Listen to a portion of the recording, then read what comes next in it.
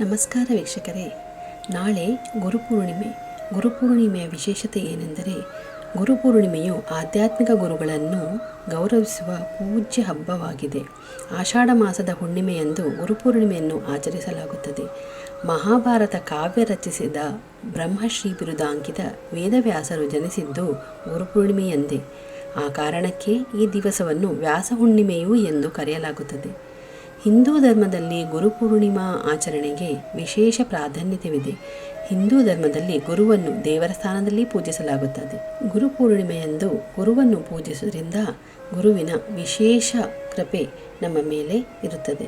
ಆದ ಕಾರಣ ಈ ದಿನದಂದು ನೀವು ತಪ್ಪದೇ ಈ ಮಂತ್ರವನ್ನು ಹೇಳಿ ಗುರುವಿನ ಕೃಪೆಗೆ ಪಾತ್ರರಾಗಿರಿ. ಈ ಮಂತ್ರದಿಂದ ವೇದವ್ಯಾಸರು ಗಣಪತಿಯ ಸ್ತುತಿಯನ್ನು ಮಾಡಿದ್ದರು.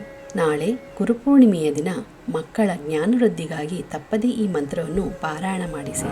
ಈ ಮಂತ್ರವನ್ನು ಬರೆದಿಟ್ಟುಕೊಳ್ಳಿ. ಶ್ಲೋಕದ ಉಚ್ಚಾರಣೆ ಸರಿಯಾದರೆ ಅದರ ಸಂಪೂರ್ಣ ಫಲವೂ ಸಿಗುತ್ತದೆ. ಆದ ಕಾರಣ ಶ್ಲೋಕ ಹೇಳುವಾಗ ತಪ್ಪು ಉಚ್ಚಾರಣೆಯನ್ನು ಮಾಡದೆ ಸರಿಯಾದ ಉಚ್ಚಾರಣೆಯಿಂದ ಶ್ಲೋಕವನ್ನು ಹೇಳಿ.